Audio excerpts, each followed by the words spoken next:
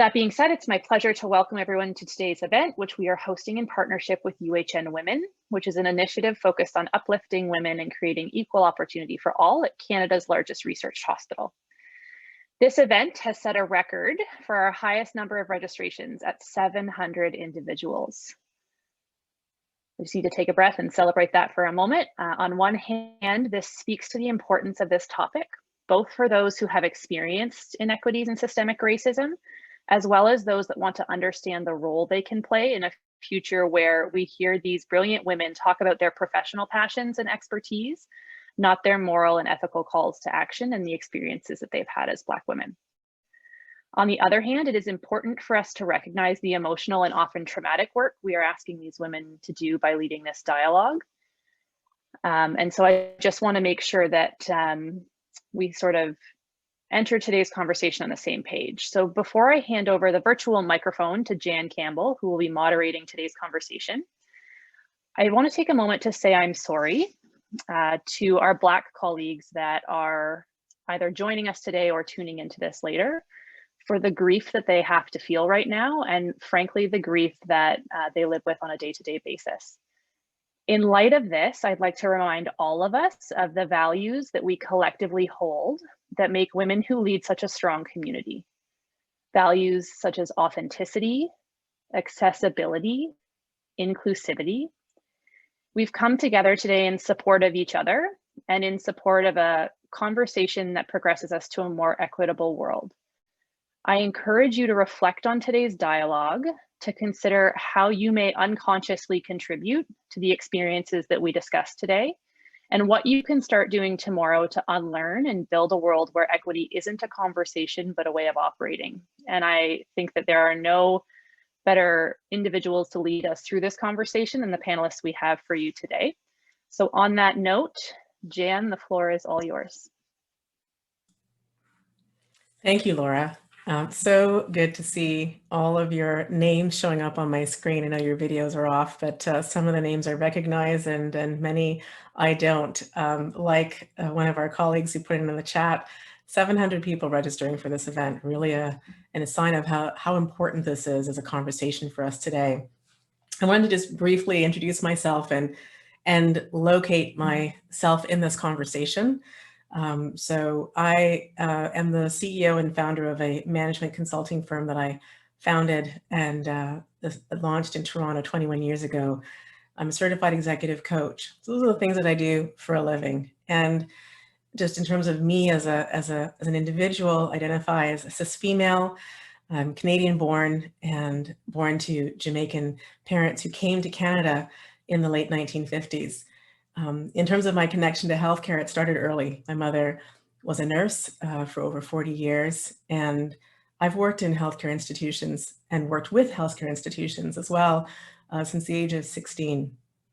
So just as an ongoing life commitment that I've had in terms of contributing to the health of our communities and to others, I'm also committed to transforming the systems that I've encountered over the years, the systems of oppression, and to use these platforms that I have access to as a privileged middle-class female, Black woman of color, to do so. I wanted to also start off this conversation today by acknowledging the original stewards of this land and the ancestors who have been exploited, who've been enslaved, and those who've toiled without just compensation, and those who've fallen and been killed by police brutality and other forms of anti-Blackness, anti-indigeneity, and anti-racism. And that I stand and we stand on the shoulders of those who use racial injustice and gender equality for liberation in the work that we do. This topic, as Laura introduced, is so important right now. Many of you in this audience, I'm sure, are here maybe new to this conversation, maybe here to learn something. Many of you have been here before. Many of you are out there doing this work in many different ways. Perhaps behind the scenes, perhaps in front of in front of the scenes, in front of cameras like this one today, at the forefront of this conversation. Perhaps you're impacted directly and personally. And we stand in solidarity with all of you and acknowledge the commitment that you're making to make change happen. And there has been progress. There certainly has been, and there still is more work to do. I think this year has been a sharp reminder that the systems that we work within in healthcare have resulted in disadvantage for Black, Indigenous, and people of color, and these systems have not been dismantled and need to be. They've evolved into what we know today, and the results have been the same. And the needless loss of lives and the burden of illness for the most disadvantaged members of our community. And you'll hear from our first speaker today, more of the details around kind of what this is about for us and some of the statistics and what we're experiencing around racism, systemic racism specifically, and health equity. I'm going to turn the floor over to Sane Dubé to introduce herself and just highlight and give us kind of the lay of the land on these issues today. Thank you, Sane. Thank you so much, Jan. Can you all hear me? Yeah, okay, all right, I'm seeing nods, okay. Hello, everyone. Thank you very much for joining us today. So as Jan has said, my name is Sane Dubé.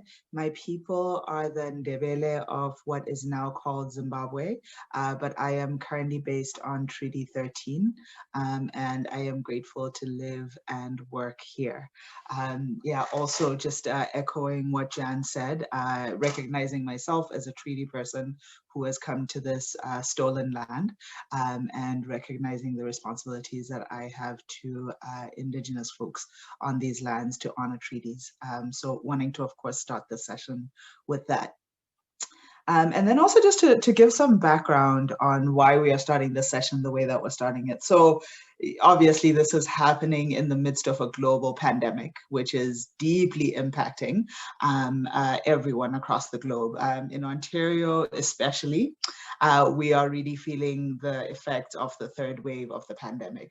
But the truth is that we're not all feeling these effects of this pandemic in the same way.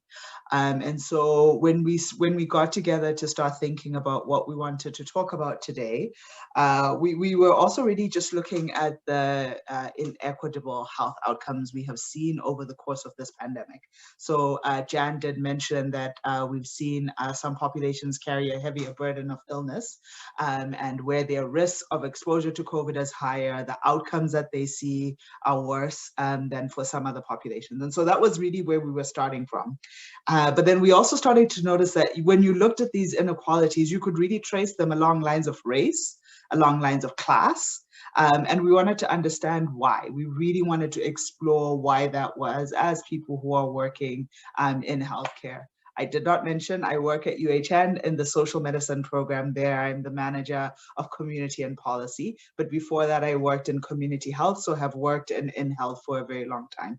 And all my other panelists also work in health. So we really wanted to understand why these inequities that we're seeing. So my job today is to really just provide you with some definitions and to lay the groundwork so that we are all talking about the same thing. So what I'll do is I'll go through some definitions very quickly, just give some examples, and then hopefully that will also help us all to be on the same page. So first of all, I wanted to start by talking about what we mean when we talk about health. So health, of course, we're talking about a state of complete physical, mental, and social well-being, not just the absence of disease, because we know that health is so many more things than the ability to either go to a doctor's office or to a hospital, or even whether you feel well or not. There are many aspects to health. So really putting that as a grounding factor, that the view that we have today in our conversation of health is very comprehensive, all-encompassing, carries many different things. We also have to talk about health systems, because for many of us, even though health is something that is deeply personal, your health is impacted, it's affected by the systems and structures that you have to interact with. So the definition of health systems we're using today is one from the World Health Organization, which talks about institutions, people, and resources involved in delivering healthcare to individuals. So that's everyone from the doctors and nurses to the hospitals where people are going. And we're also thinking about healthcare workers, right? So we're thinking about that in a broad scope. So not just the people who are providing the frontline care work, but also the people who ensure that your hospital is running, the people who are your cleaners, the people who are aides, all of those people. people. We are including all of those folks in our definition of healthcare. Rebecca, if you could go to the next slide, please. Okay, and then we wanted to talk about the definition that we are using for health inequities. This definition is taken from the National Collaborating Center for the Determinants of Health. If you do not follow their work, highly recommend. Look them up right now. You're sitting at a computer. Subscribe for their newsletters, because the work that they're doing is critical. It is important. They are producing great work that helps us to understand health inequities. So health inequities really, when you're talking about different health outcomes that populations have, health inequities are where you really see differences, where some people are doing better than others. So the definition here is that it's health differences between populations that are defined in social, economic, demographic, or geographic terms. The key thing about this definition is that health inequities are unfair, they are avoidable. So health inequities are unfair outcomes that develop because of something that produces what is an unfair situation. And there's nothing that's inevitable about inequitable health outcomes. These are things that are products of the systems and structures we live in. They are avoidable. And really our goal should be to try and create a world where we are reducing health inequities and creating better access and more fair access to resources for everyone. Okay, on to the next slide. You may hear us today in our conversation talk about what we call the social determinants of health. A really quick way of thinking about the social determinants of health is this is where you live, where you're born, where you work, where you play, all of those types of environmental, social, economic factors that determine what your health looks like. So social determinants of health either provide protective features, or they create barriers that make it harder for people to achieve and maintain good health. So there are a range of social determinants of health. It can be things like how much income, how much someone makes in a year. It can be whether someone has access to housing. It can be where do they live in the region that they live. Are there hospitals there? Are there access to primary care providers? And what we actually know is that there was a study that was done in about 2013 by the Canadian Medical Association, CMA, and they found that social determinants of health actually account for up to 85% of your health outcomes. So really, these are very important features, very important in how a person's health looks overall. And so it's something that's important for us to pay attention to in this conversation. Next slide, please, Rebecca. All right, so I mentioned at the top of this conversation that when we were looking at health outcomes that have developed over the course of COVID, we have noticed that these health outcomes have, you can trace inequities along lines of race and of class. And so what this leads us to understand is that racism and race are really big impacts on people's health in this province. This is a statement that came out from the Canadian Public Health Association in 2018, where they were looking at the role of race and racism in producing health outcomes. And they said that Canada remains a nation where persons' color, religion, culture, or ethnic origin are determinants of health that result in inequities in social inclusion, economic outcomes, personal health, and access to and quality of health and social services. So what we know is that racism across Canada, in Ontario too, affects the health of individuals and populations. It is a key feature in the way that people's health turns out, and in the way that people are able to navigate the healthcare system and to navigate access to resources.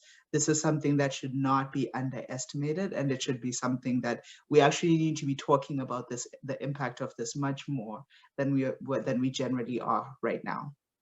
Next slide, please, Rebecca. All right, so we've been talking about racialized health outcomes. And so we know that from the brief conversations that we've had that Oh, I got distracted there because I was reading a question in the chat, which I should not be doing while I'm trying to present. So what we've been talking about, the ways that health outcomes in Ontario are deeply racialized. And so this leads us to also then want to talk about structural racism in healthcare.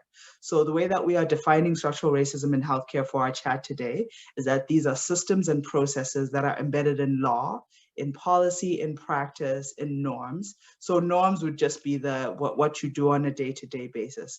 And what all of these do is that they reinforce racial inequalities and provide advantages to some racial groups that are deemed superior, whilst marginalizing and oppressing disadvantaged groups which are viewed as inferior. What we know is that the health system in Ontario produces and replicates these harms. And COVID is a very good example of this, where we have seen a healthcare system that has produced advantages for some populations at the expense of other populations.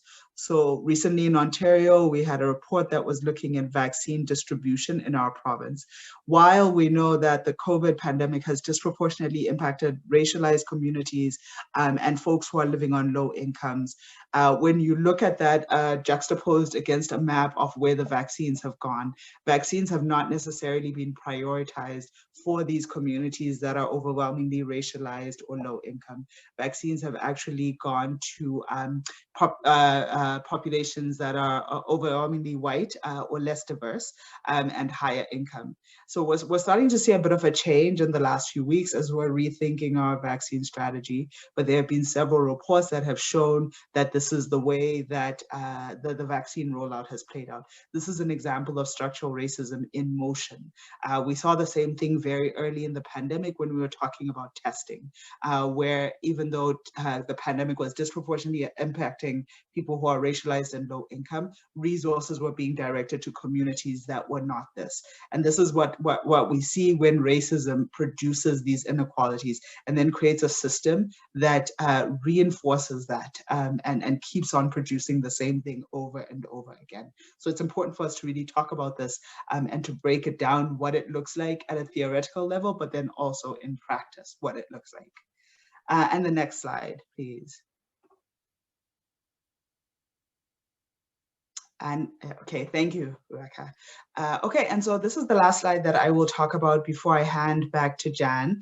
I've talked about some of these just over the course of the slides I've presented before. We know that structural racism produces health inequity.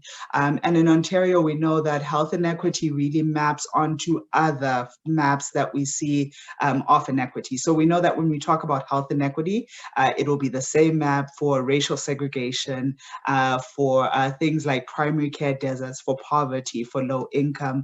All of these systems reinforce each other and they build on top of each other their layers. But structural racism is really a key factor that creates the infrastructure that allows these systems to exist in the way that they do. Structural racism produces inequitable resource distribution. We've talked about over COVID, what we've seen with vaccines, what we've seen with testing sites as well. We also know that even when you look at things like access to healthcare services for people who are in rural and northern communities, their access is really different from people who are in southern, more urban centers. That is another example of inequitable resource distribution. In Toronto, looking at the example of primary care, where there's a high need for primary care in the northwest of the city, and yet you don't see equitable investment in those types of things. So structural racism also produces that. It also produces underinvestment in racialized communities. There are studies that have been done that show things like Indigenous communities, there is a higher risk that environmental pollutants will be put in communities that are next to Indigenous communities' homes. The same happens in racialized neighborhoods where things that contribute to pollutants will be put in those places. And yet there's not investment to address the health impacts of that. So these are just some examples. I'm sure that more will come from our conversation, but just wanted to set the groundwork so that we're all talking from the same place. I will stop there. I think we can stop sharing the screen now, Rebecca, and I will hand back to Jan. Thank you, Sane.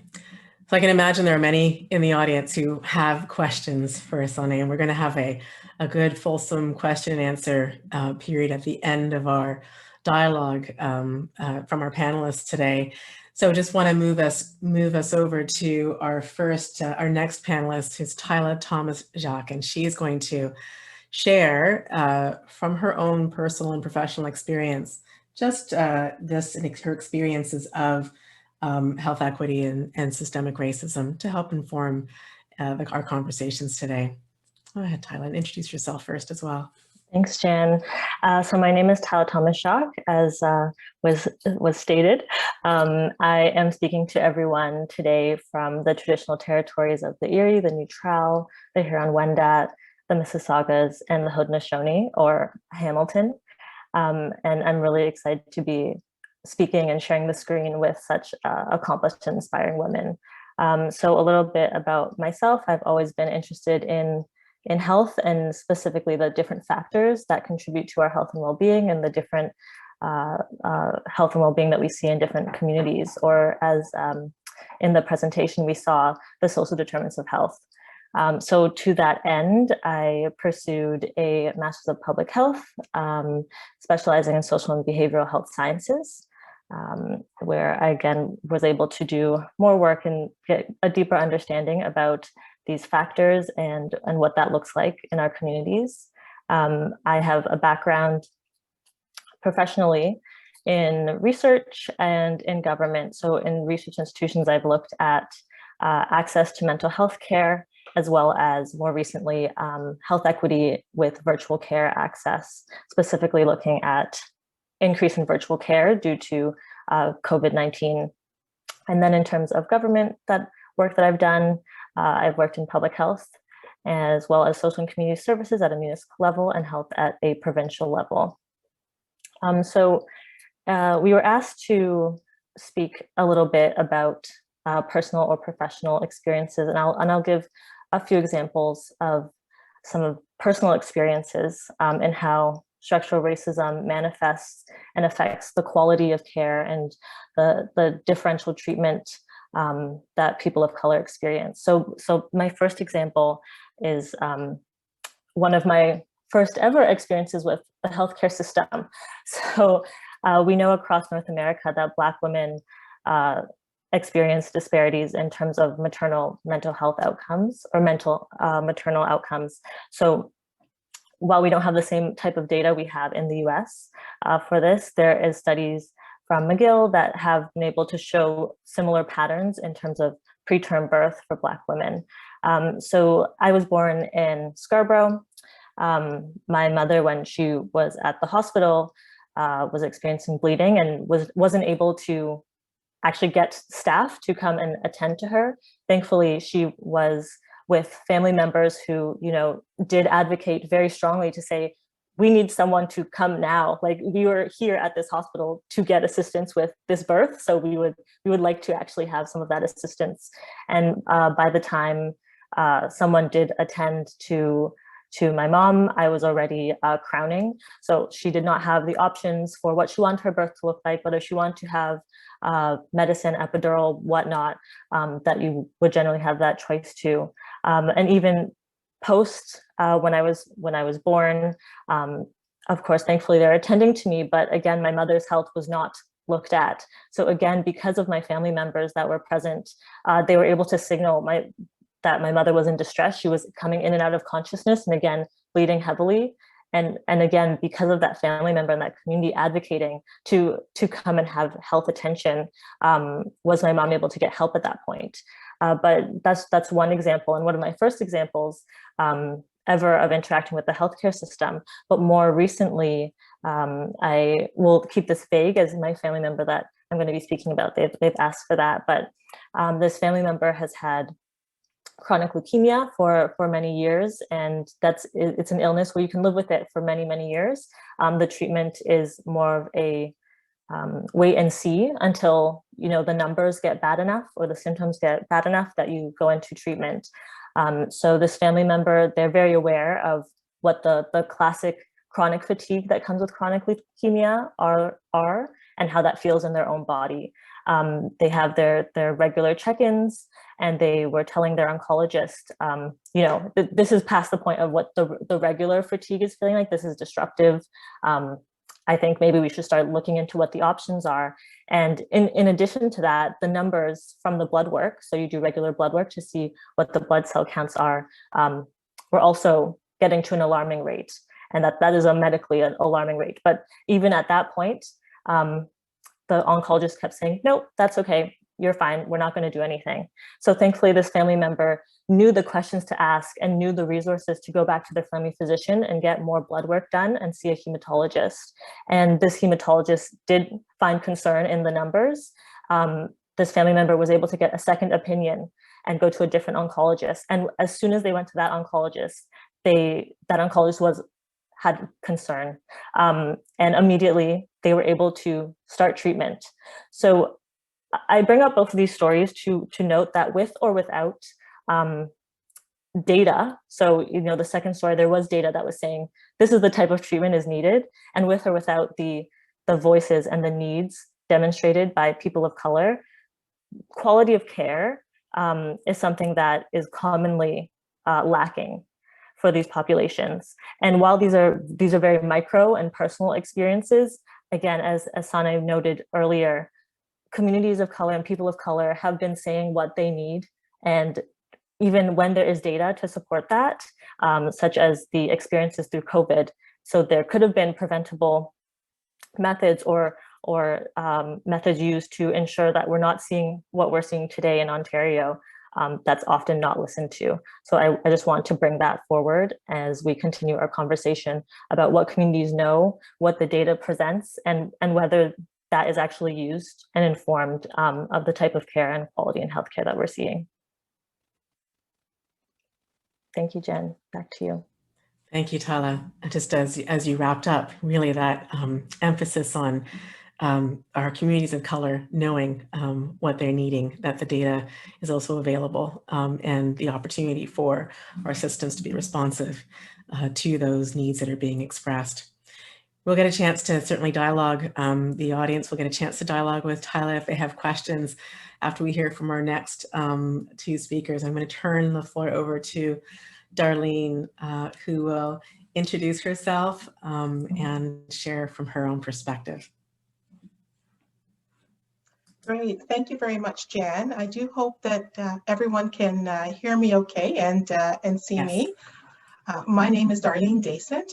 I work at the University Health Network. I work in the corporate office on the corporate finance side of the house. I'm the Vice President and Chief Financial Officer. And I do have to say, I was very surprised to be invited to sit on this panel. I think those who know me know that I am in no way a scientist or a clinician, and this technically is not my area of expertise. And normally I wouldn't, I would graciously decline to sit on this type of panel, but the request came at a very interesting time during the middle of this pandemic, where it was so obvious that there are some challenges in our healthcare system and that there are real inequities out there that have real and tragic impacts on people's lives. I remember, and I think I was in the middle of arranging an appointment for myself and one of my daughters, and it was going to be virtual, of course, because we're in the middle of the pandemic. And I remember thinking to myself, when they told me that most likely this appointment might be by phone. And I thought to myself, well, that's good, because then they're not going to be able to see us, so they can just hear me. And then I can try to talk as slowly and articulately as I can.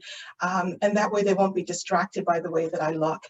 And this invitation came right around that time, and I thought to myself, if something like that is going through my mind, it implies to me that there are some broader issues at hand. And when I look back many years ago, I can remember my own personal interactions with the healthcare system. I was fortunate; I did not have very many when I was young, but the few that I did have, I can still remember some of the comments and the sense that it was not your place to ask questions. And it's amazing how that sticks with you after all this time. And many years later, as we sit here today, I can still see some of those inequities. So I thought I would just share, again, because I come more from a metrics sort of background, some of the things that I thought would actually be helpful in terms of how can we actually tackle some of these challenges, particularly given that those of you who are on this call are leaders. You're leading from where you stand, you're leaders today in your current role, and you'll be different leaders in the future in different roles. So what are some of the things that I actually think we actually need to do to tackle this? One of the things I really think we need to focus a bit more on is really collecting data and really starting to not be afraid to measure, not be afraid to ask questions about race, not be afraid to record it, even at a granular level. You know, again, from personal experience, I have two daughters, both of them adopted.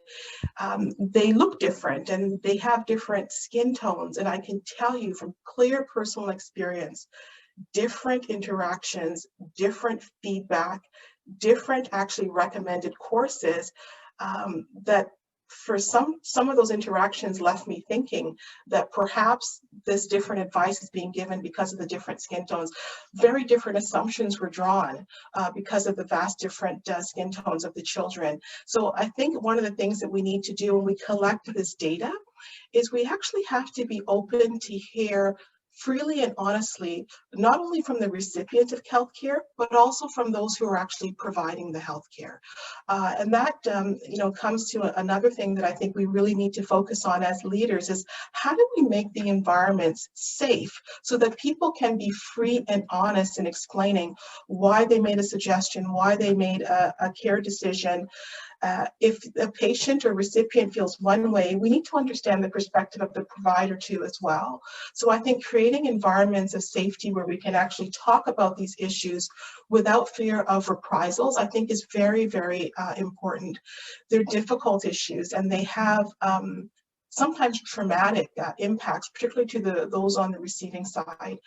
But I also think it's important for us to actually have a very open environment. Otherwise, we're not going to really get to the root cause, which is a very, very complex constructs, complex history. And Sane did a great job in terms of overviewing some of the broader constructs there.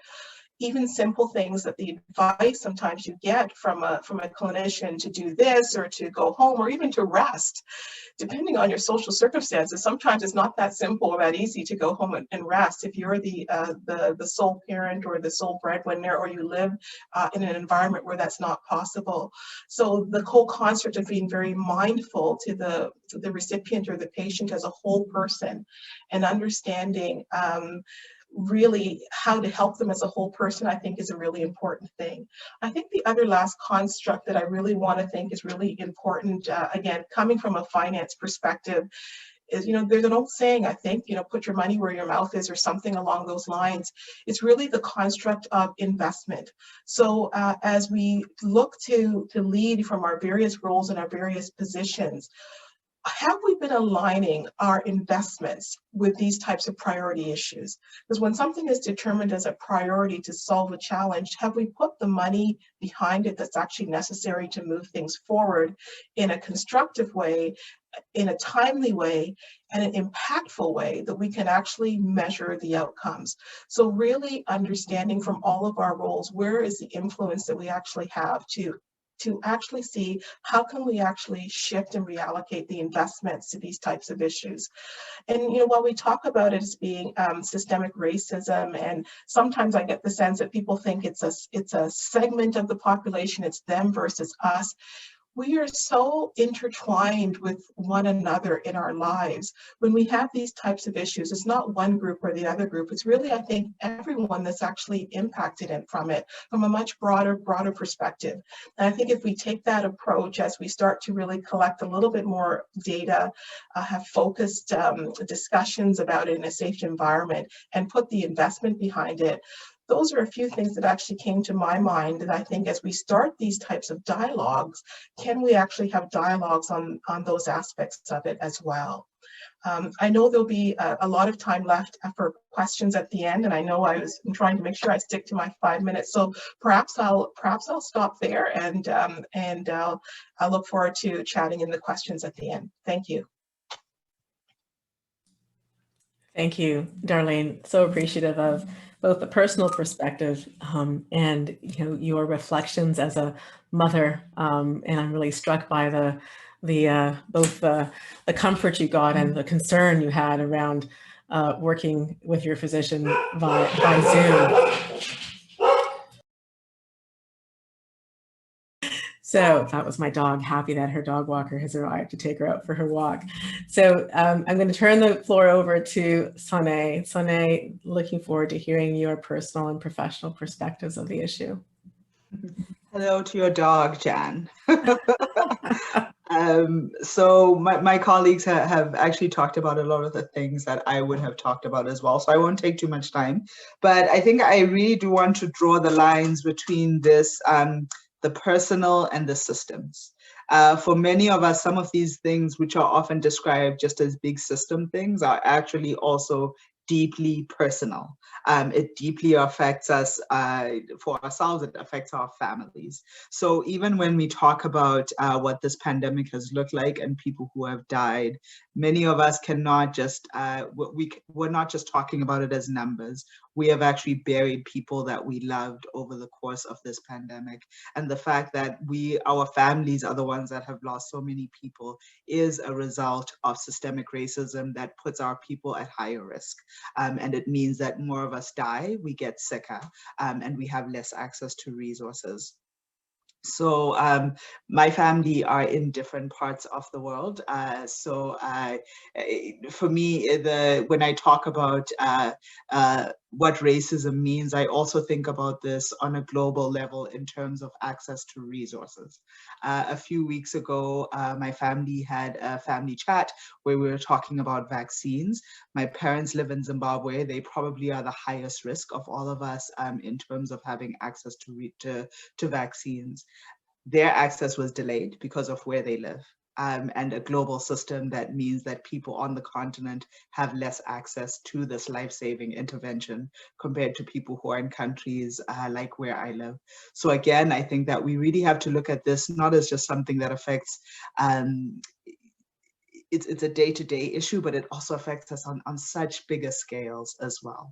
The example that I did want to give today that really brings home these ideas, brings home what we've been talking about with systemic racism is a reminder of the case of Mr. Leonard Rodriguez, who was a personal support worker who passed away in Ontario at the beginning of the pandemic. I do have permission to tell the story. I spoke to Mr. Rodriguez's wife a few months ago, and shortly after he passed away.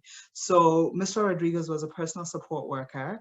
Personal support workers in Ontario, actually all over Canada, it's a workforce where it's largely racialized people who are working in that workforce. There was a study that was done by Statistics Canada in the fall, and it showed that many of those workers are racialized people, also mostly racialized women. So that is who predominantly works in that workforce. At the beginning of this pandemic, when we were seeing COVID really impacting long-term care, the healthcare workers who were most exposed also happened to be personal support workers. We also know that very early in Ontario's pandemic, efforts were not really made to protect these workers early enough. So things like making sure they had access to PPE. Many of these workers didn't have access to jobs that allowed them to work in only one place. Many of them would have to work in more than one place. And so that also increased their risk. The wages were very low. It was not until October of last year that they were put on a more sustainable hazard pay schedule. So there were many factors that were putting these workers at risk. And we have to ask why more was not done to prioritize them. And I don't think we can ask those questions without looking at who those workers are. So I do think that in some ways it goes back to who we value in our societies, and whose lives are seen as worth protecting. So that is the link that I would make. I don't know that necessarily everyone else would make that link, but when we speak of Mr. Rodriguez's case, we do know that when he died, he was having to buy his own PPE. He went to the hospital, he was sent home, and then he subsequently died at home. And his family has asked, why was he sent home? Is this a thing where there was bias in the healthcare workers who saw him that day when he was sent home? If he had been another person, would he have been admitted and taken care of and not sent home to die at home? So I think that these are very important questions. I always bring it back to it's deeply personal, but it is also a much bigger systems issue. And it's something that has to be addressed. And what are we asking our systems to do in terms of being accountable to the people that live in these places that we live? What are we asking of our systems to actually care for all of us and to create an environment where all of us can live, and not where just some of us are doing well, but others continue to die? So I'll stop there. Thank you, Jen. Thank you, Sane. So such an important reflection on these important questions that in their absence are contributing to the differential impacts that people are experiencing. The story of Mr. Rodriguez, quite heartfelt, and to think of how early in the pandemic his experience was made public as well. And still to this day, the system still failing many in the system who are at the front lines doing this work. So thank you for that. I'm going to probably violate one of the rules of moderating, and I'm actually going to be a participant in this panel for just a few minutes and share from my own perspective as well. And then we're going to turn back to all of our colleagues and hear from each of them in terms of some suggestions for a call to action and next steps, and then hear from all of you in questions.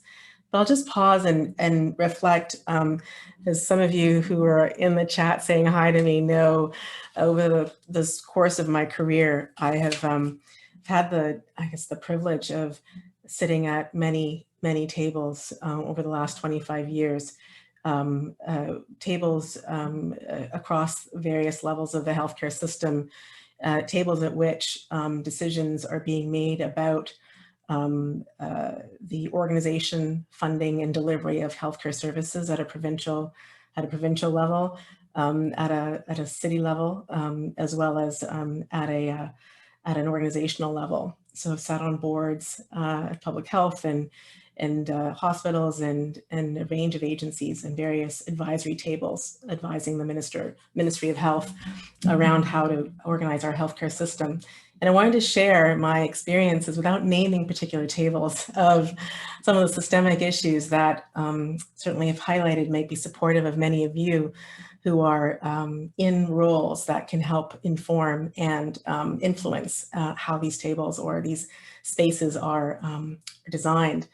As Sane has really helped us to kind of land home with, is that systemic racism is by design. And it's a product of the intentional choices made by individuals and institutions that have been compounded over time. These issues persist not only because of the actions of individuals, but because of the inaction of decision makers. And I offer that when I look back on all of my experiences, there have been some great wins, and I've been able to contribute in really effective ways with well-intentioned, well-organized tables of influence.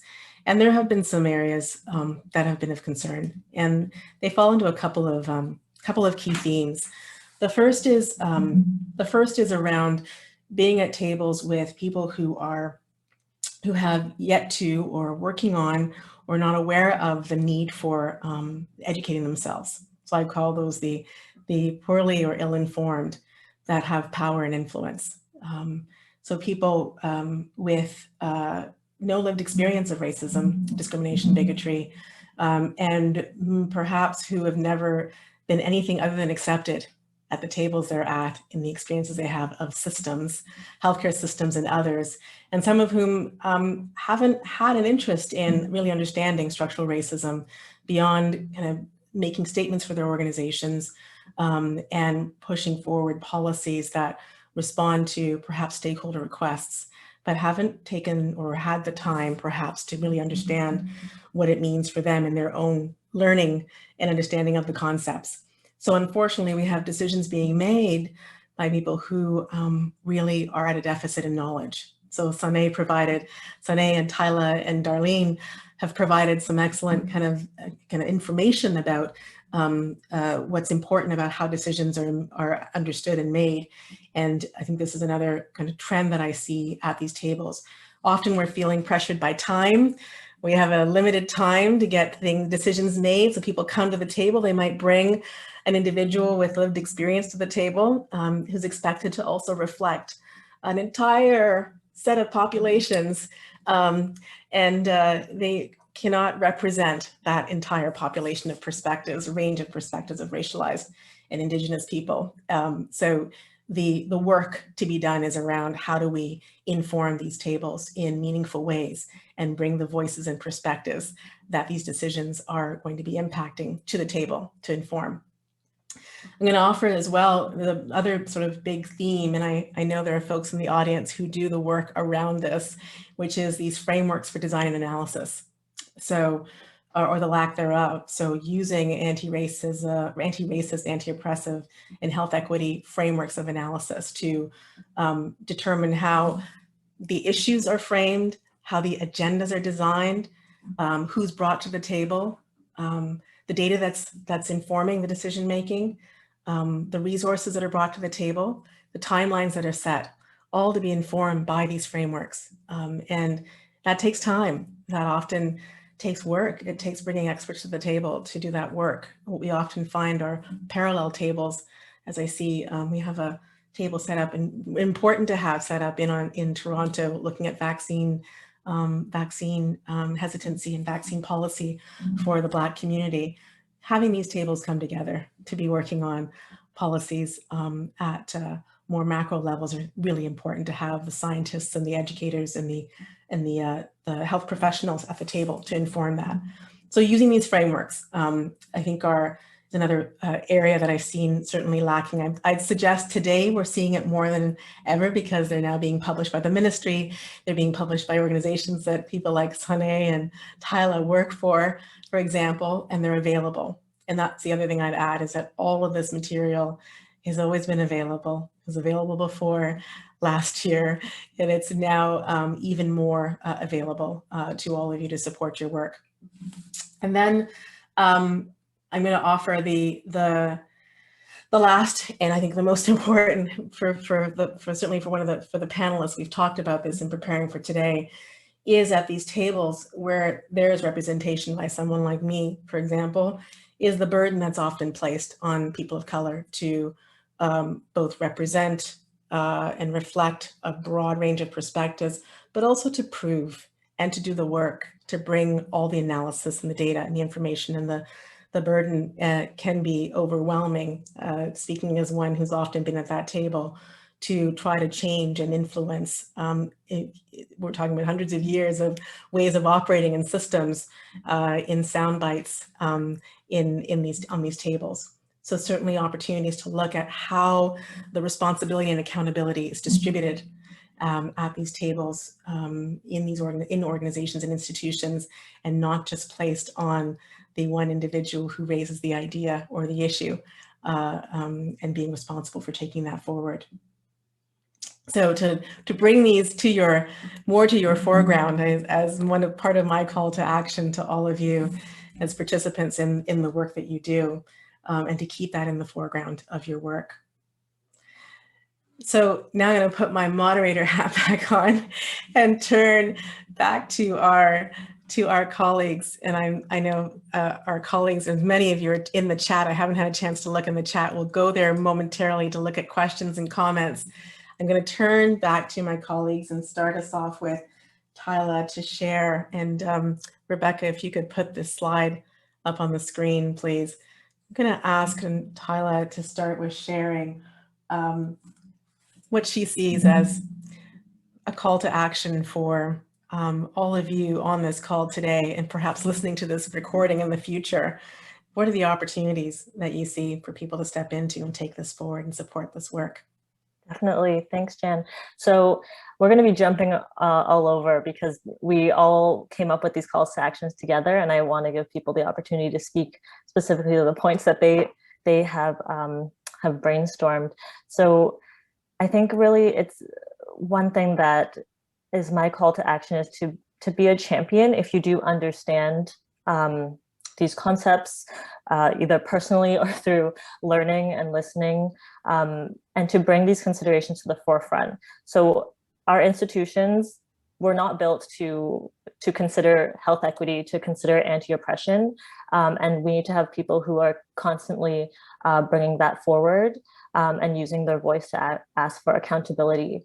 I think this is really important regardless of the organization's or institution's commitment or lack of commitment to this, particularly now that, over this past year, we have more language. So institutions have the language of anti-oppression. They have made statements, but that is not enough. We cannot stop at having a statement or a policy that uses this language that communities have always understood, and we need to make sure that more is done. It can't just end at awareness. You need to actually have action towards these outcomes. So I think regardless of level of decision-making power, if you know what could be done to improve the situation in your institutions or the work that you're doing, continue to champion that and bring that forward throughout your work that you do. Because at some point, if although you may be having to work off the side of your desk, at some point, there will be an opportunity where that can be used more broadly. And I've seen that particularly with this past year, that some of my incredible colleagues who have started committees and have always been bringing this work forward, now they have been known as for their expertise and are able to have more of a voice and to kind of guide some of this work. So I'll leave it there and let others speak to their calls to action. Thank you, Tyla. I'll turn it quickly over to Sane. I see lots of questions popping up in the chat. Sane, go ahead. Oh, you're on mute, Sane. Okay. Someone had to do it today. I have now done it, started talking while being on mute.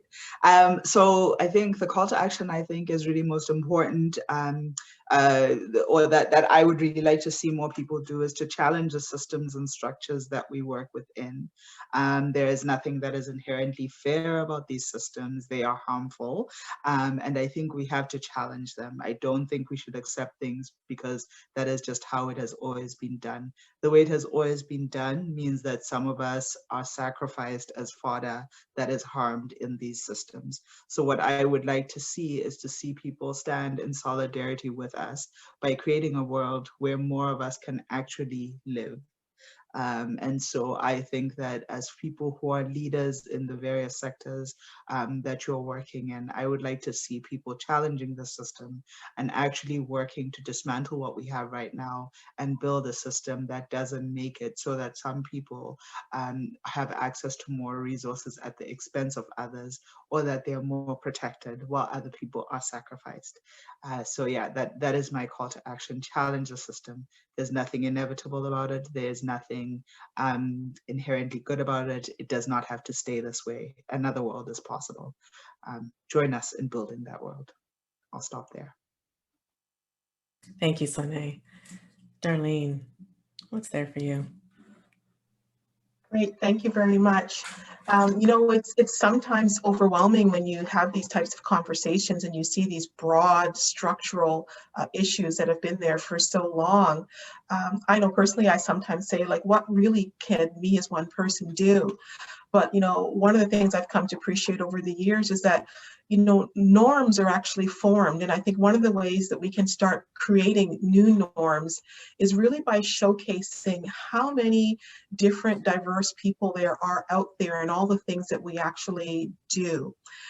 So one of the things that I really think is a call to action is for all of us to really be visible, to showcase the expertise that you have, whatever your field is, to influence others and create new norms of seeing varying people in varying roles of leadership. I think that will actually be very powerful as we go forward, particularly for the younger generations who are starting to actually form in their mind what normal actually looks like.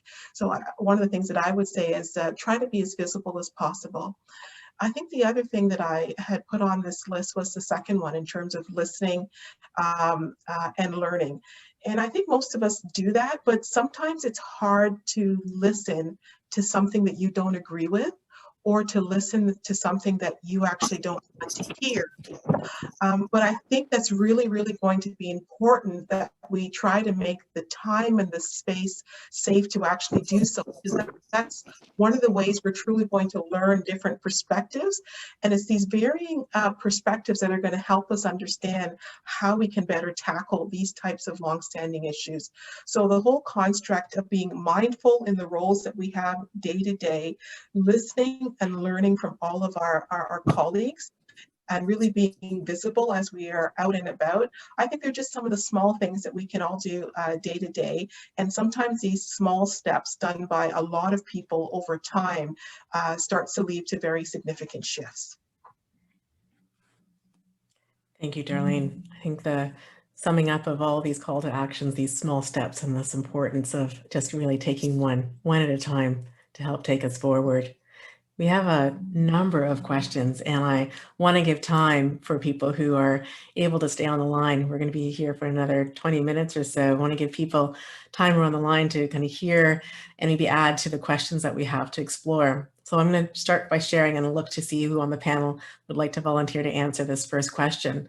The first question is, due to systemic barriers that are written in law, how do we make the changes in the social determinants of health without addressing the laws and not lose sight of the need for health change?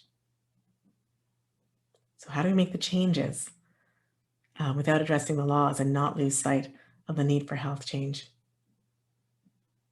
Who wants to jump in? Tyla. Maybe I'll start there. So I think that you bring up a really important part. We do need to focus on those laws as well. I think something that's often difficult to grasp, because this is such a huge issue, we all have different parts to play. So changing those laws is one piece that we have to look at. And there are many pieces and different people needed to be working on all these different aspects in order to make change. So that's not to say we don't continue to address some of the pieces that we've talked there about throughout this session, but we also need people to look at the laws. So hopefully, I'm not sure what your background is, but maybe you can get us started with looking in how we can change those while other work continues. Thank you. Anyone else want to add to that as well? Thank you, Tyla. Yeah, Tyla, and I agree with Tyla, what Tyla is saying. I think that we have to, so many of these situations have to happen simultaneously. So Angela Robertson, who is the director of Parkdale Queen West, someone I respect tremendously, always talks about we build she talks about building the plane while we fly it. So like there's so many things that we have to continue doing, even as we are trying to change policies and much bigger systemic things. So I don't think that we should stop trying to implement changes because it's not policy. Sometimes policy takes a while to catch up with what is happening on the ground. I think those two things can happen simultaneously. Thank you, Sane. So next question from one of our audience members. As a woman of color, I've only had one experience bringing up the topic of race at work, and it was dismissed by another woman of color in leadership. Do I stick around and attempt to make change in an organization that doesn't want to listen? Or do I move to a place where, in Darlene's words, the organization puts their money where their mouth is? I'll be happy to take that one if that's okay, Jan. Can you hear me okay? Yes, please do. You know, that's a very interesting dynamic. But what I would actually say is that people are, one of the challenges we have with racism as general is actually lumping everyone together on something based as race or skin color. And I'm not quite sure why your colleague or your leader would have dismissed your concerns. And the fact that she is a woman of color may or may not have had bearing on that. My personal perspective would be, you have to take a look at an organization from the broader perspective. You've got to take a look at the pros and the cons, and you've got to take a look at your own career and what you're actually gaining by working there. And if it's a place that's a good place, it's a place that's good for your career, it's a place that's good learning, I would say yes, stick it out and try then to bring this topic up again. I would also suggest you bring it to that same leader, and I would be very curious to simply sit and listen and hear her perspective as to why she reacted the way that she reacted, to see, was it her intent to be dismissive, or has her own personal experience led her to the view that that's not the way to approach things. So that might be one interesting conversation to have. Another one is sometimes we can only focus on things that we can change at times, given everything else that goes on in our lives, is focusing on some of the small things that you can do day to day, leading from wherever it is that you stand to move things forward. Thank you, Darlene. Other perspectives or comments from our panelists? I feel like I'm talking a lot, but I'm just going to also add, the thing is, racism in the world that we live in, it affects us as people who, so I'll give the example, me as a Black person who comes from a country that was formerly colonized by Britain, I am deeply impacted by that. But the people who colonize me are also impacted by what their ancestors have done and the system, what it continues to do. So I think it's also important to understand that every organization, every institution we interact with in this world has been touched by these systems. I don't know that you can ever get to a place where no one has been touched by it. And I think it's important for people to understand that, that this is an ongoing struggle. It is not something where you will one day just be able to go to a place where this doesn't exist. We always have to be vigilant and pushing back against this thing. So I think I would also say, show yourself grace to the person who asked that question.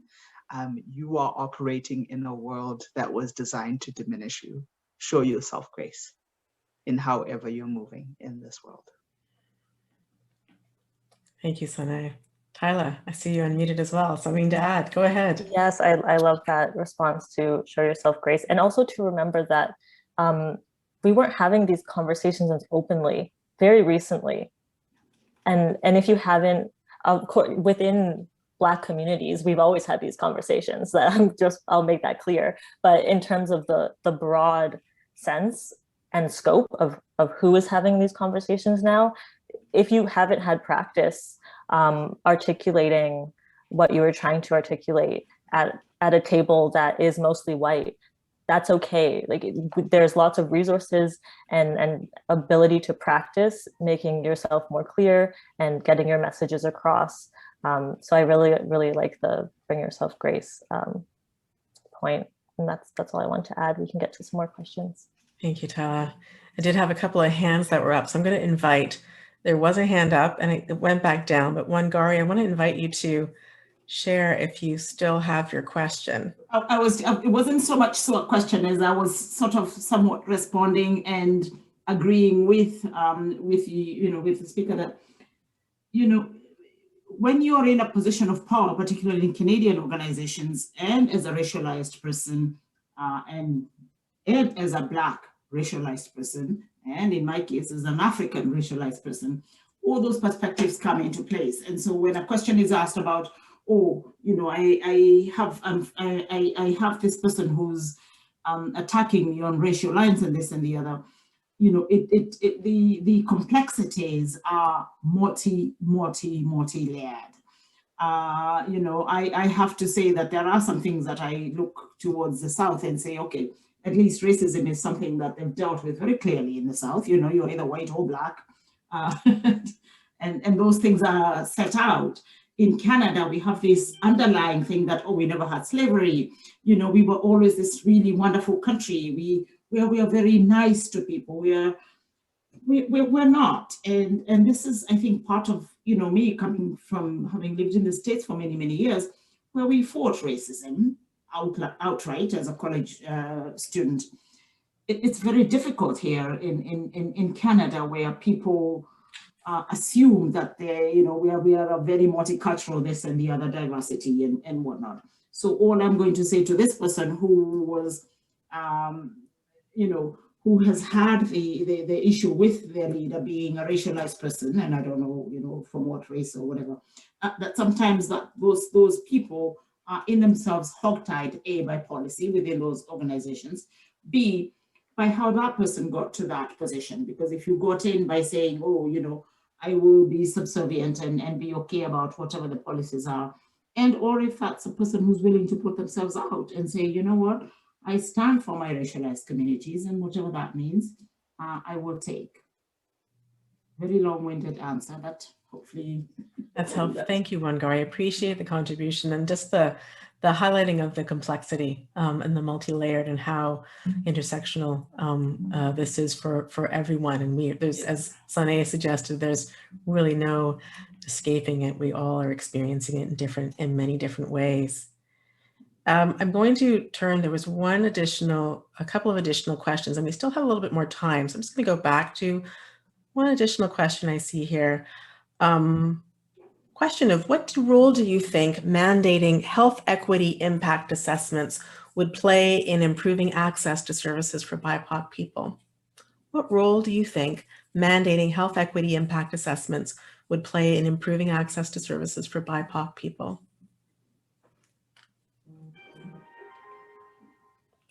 Jen, I think you need to answer this one because you started the conversation about these frameworks. I can certainly do. I can certainly start. I'm wearing a couple of hats here. I'll certainly start. So certainly I've been at the tables where these were initial drafts being developed many years ago at various tables and then adopted by the Ministry of Health. So certainly a couple of roles: standardization and consistency, and bringing the important frameworks, the important questions that have been well thought through to the various tables where these conversations are not happening. So by mandating, and I believe there are some requirements for organizations now, healthcare institutions, to use in their quality of care QIP planning to look at the impact from a health equity perspective. At least that's the last time I was at those tables, I understood that was a requirement or consideration.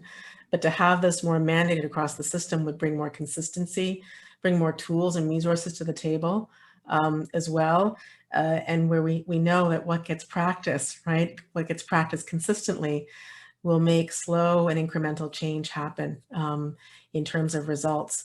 I think it will also open up an understanding of the questions that we need to be asking more often at these planning and assessment tables. So health equity impact assessments are tools that are used both for the design of services and also the evaluation of services in terms of how they're fulfilling on their mandates or goals and objectives.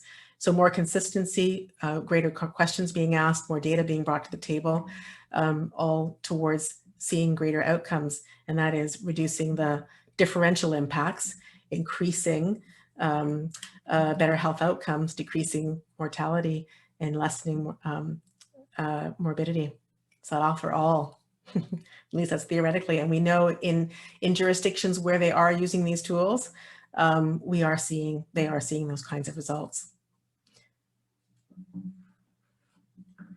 I see another hand up. Is that Wangari, your hand is up? Do you have something to add? Yes.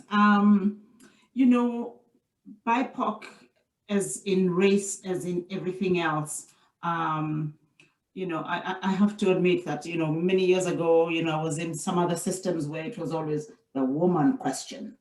And it seems to me we are back at that level where we are always separating a component of people, separate from our healthcare system. This is the one system that ought to be and must be and needs to be. And, you know, I'm militant enough to say, you know, let's raise the arms, whatever that means, so that people are people at every level, be they lesbian, be they transitioning, be they wherever they are in their lives. And you know, we've at Stella's, we now have an actual BIPOC, a series of BIPOC programs that are addressing young people in those areas around their mental health needs. You know, the way that the system works right now obviously doesn't work for people, but we're going to have to revolutionize the system so that it actually answers to the people it's responsible to. Most of these people on this screen are probably not between the age of 16 and 29, which is the population that I serve. I'm sure there are some 16 and 29s, but this is the society we're moving into, right? These are our BIPOC people. This is the future of Toronto, the future of Canada. And the fact that these questions are still on the table really, really irks some of us who have been parts and, you know, bits and pieces of this movement. So all I'm going to say is that it takes will and it takes commitment. And it is not a by the way, it is an integral part of the services that we provide.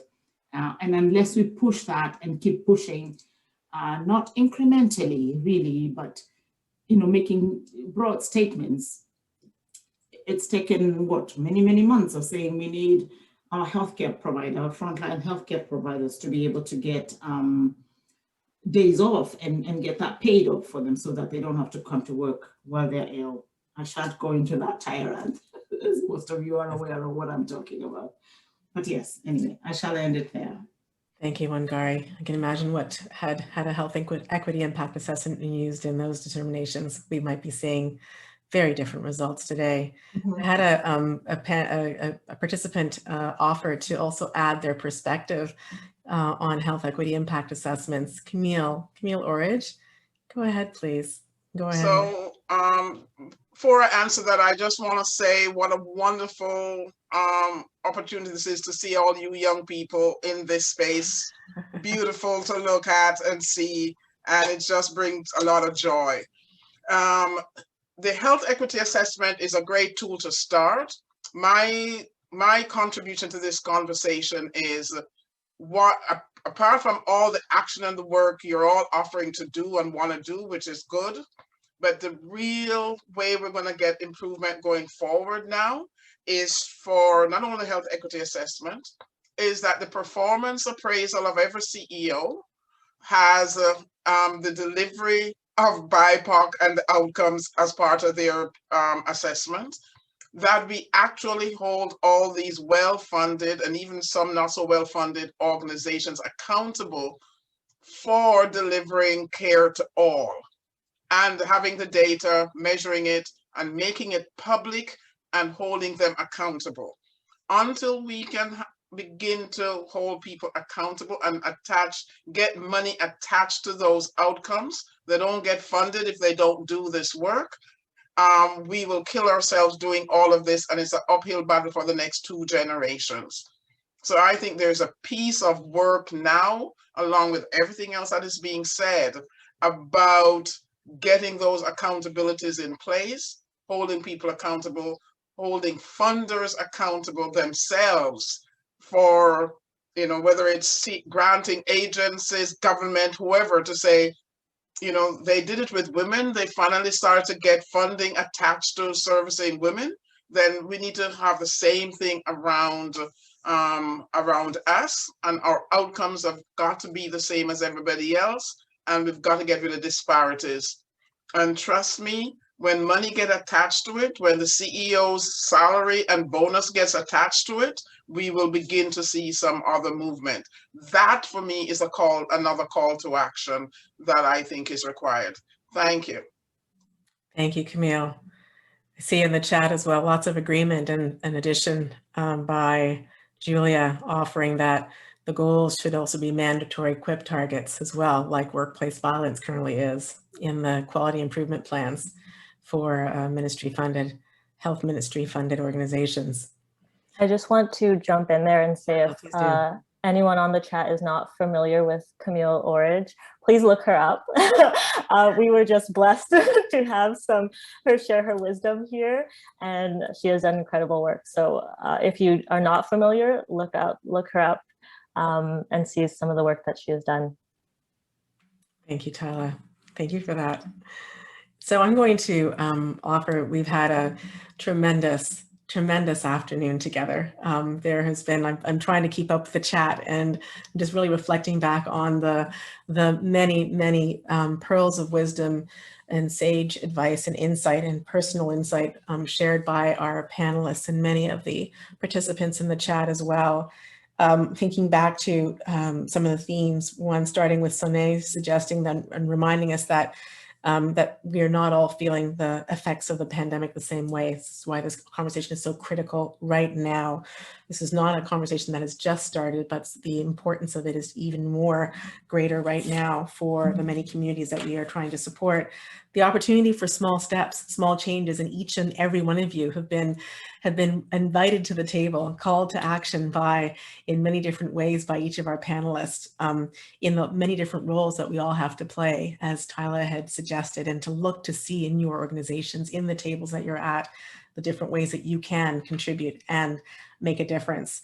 And that we need all of this all at the same time, right? Like building the plane while we fly. We are going to be figuring it out as we go along, assessing and making changes as we go along. We all have a role to play in dismantling systemic racism. And I'm hopeful. There's so much that has been done by many of you in the corners of the world that you occupy. So much has been done. Much attention and awareness has been brought to these issues over the past year, and tables convened, reports written, policies drafted and implemented overnight, as we've seen. So we know we can do a lot very quickly when the forces come together and are aligned towards a common objective. So we can do more. And we need to move beyond as many of you are doing today, these expressions of commitment and solidarity into action. We must work to dismantle the systems that are perpetuating these barriers that are pervasive and deeply rooted in our institutions. The call to action and our slides will be posted along with the recording from today's session on the Women Who Lead website, so you'll have access to that. So please reflect on what we've shared today. Let's use these opportunities and continued opportunities for honest, open, and candid discussions around the challenges. And this requires a rethinking of our policies, a rethinking of our decisions, and a rethinking of each of every one of us of our historical power and imbalances and how our institutions are set up to keep these structures and ways of working in effect. So with that, I'm going to turn the floor over to Laura, who will bring us to a close, and just to also thank our panelists for their wisdom and all the preparation they did for the work that they shared with you today. Go ahead, Laura. Thanks, Jan. I think you know, I'm going to invite, it's happening anyway in the chat, but I'm going to invite everyone to put their thanks or their reflections in the chat, which will probably come in so fast that the panelists won't be able to read them all.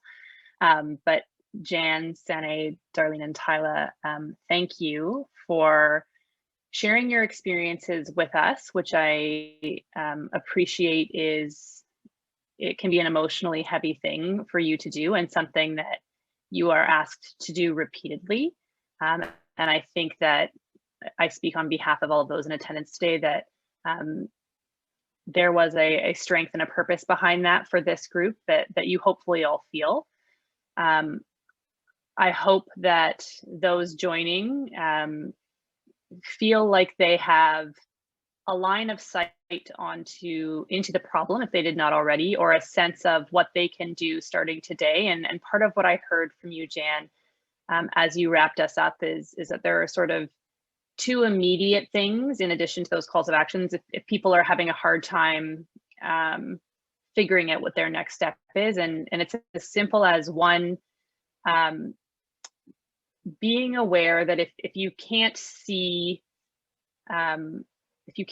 that systemic racism or health inequity around you, that you're either not looking or have some work to do in educating yourself, which we got a bit of that education today, but really coming from a place of not asking others to help you see those things. But there's lots of work out there. I'm sure Google would be your friend in helping point you in the direction. And the second, for those of you who are allies like myself, is really creating space. And creating space that's going to be very uncomfortable for you, because whether we like it or not, we have contributed to the situation we're in now.